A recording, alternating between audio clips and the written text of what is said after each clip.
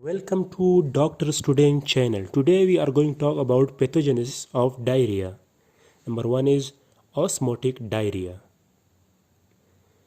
It happens when there is damage to intestinal epithelium and results from Krebs enzyme like lactase and disaccharidase doesn't secretes, and also there is damage to villi.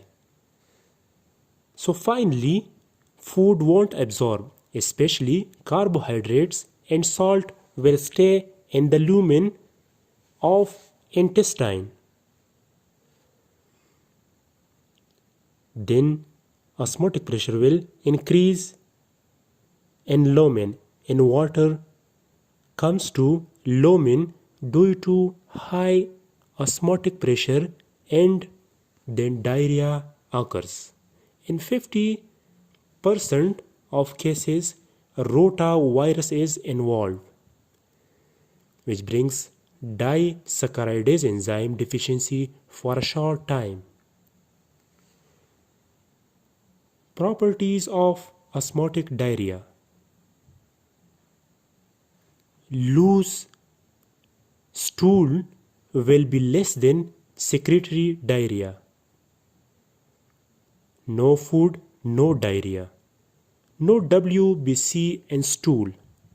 In short, we can say intestinal epithelium damage plus villi damage results salt and carbohydrates won't absorb, results osmotic pressure increases, and result water comes to lumen, and the last diarrhea occurs. Second, secretory diarrhea. Causative agents are Vibrio cholera and enterotoxigenic E. coli. They secrete heat-labile and heat-stable toxin. They attach to the receptor of intestinal epithelium. For example, heat-labile enters to cell and activates adenylate cyclase, which makes cyclic AMP. This comes to block sodium chloride absorption in microvilli. Heat stable activates guanylate cyclase, which produces cyclic GMP, and then there is high secretion to intestinal lumen, and diarrhea occurs. Properties of secretory diarrhea: